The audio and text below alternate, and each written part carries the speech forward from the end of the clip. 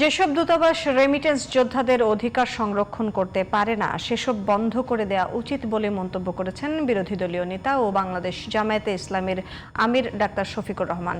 যাদের শ্রম আর ঘামে বাংলাদেশের অর্থনীতি টিকে আছে, দেশে আসলে পাসপোর্ট নবায়নের সময় তাদেরকে নাজেহাল করা হয় বলেও অভিযোগ করেন তিনি। অতি দ্রুত রেমিটেন্স যোদ্ধাদের সব ধরনের হয়রানি বন্ধ করতে সরকারের প্রতি আহ্বান জানান জামায়াত আমির। শুক্রবার বিকেলে বায়তুল মোকাররম দক্ষিণ গেটে মে দিবসের আলোচনা সভায় তিনি এসব কথা বলেন। মাহমুদ সোহেলের রিপোর্ট।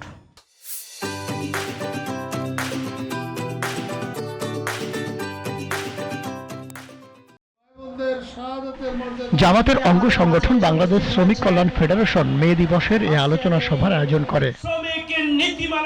এতে বক্তব্য রাখেন জামাতের শ্রমিক নেতারা। তারা অভিযোগ করেন, বারবার শ্রমিকদের ক্ষমতায় যাওয়ার সিঁড়ি বানালেও তাদের অধিকার রক্ষা করেনি কেউ। প্রধান অতিথির বক্তব্যে জামাত আমির বলেন, শ্রমিকদের ভাগ্য উন্নয়ন ছাড়া রাষ্ট্র উন্নত হবে না। সংসদীয় রাজনীতির সংসদ হবে সবকিছুর কেন্দ্রবিন্দু। আমরা ওখানে গিয়েছি এদেশের দুঃখী মানুষের জন্য কথা বলতে। আপনারা দোয়া করবেন, যতদিন সংসদের ভিতরে থাকবো ভিতরেও যেন আপনাদের জন্য লড়াই করে যেতে পারি। এই বৃহত্তর জনগোষ্ঠীর প্রয়োজন এবং মর্যাদাকে উপেক্ষা করে একটা সমাজ কখনো টেকসই হতে পারে না, সত্যিকারের উন্নয়ন আসতে পারে না। রেমিটেন্স যোদ্ধাদের অধিকার রক্ষায় অধিকাংশ দূতাবাস চরম অবহেলা করে বলে অভিযোগ করেন তিনি।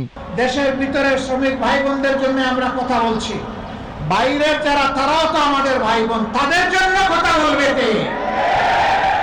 সেখানে মিশন আছে, হাই কমিশন আছে, সেখানে আমাদের এমবাসি আছে, বড় বড় কর্মকর্তা কর্মচারীরা আছে, কিন্তু আমাদের এই ভাই বোনদেরকে সেখানে ভোগান্তি পোহাতে হয়।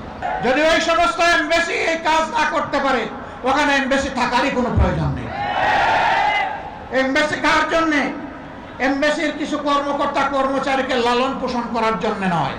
শ্রমিকের ন্যায্যতা ও মর্যাদা প্রতিষ্ঠা না হওয়া পর্যন্ত জামাতের সংগ্রাম চলবে বলে জানান বিরোধী দলীয় নেতা। মর্যাদা যতদিন প্রতিষ্ঠিত না হবে ততদিন আমাদের লড়াই অব্যাহত থাকবে ইনশাআল্লাহ। Mahmud Sohel, GTV news, Dhaka.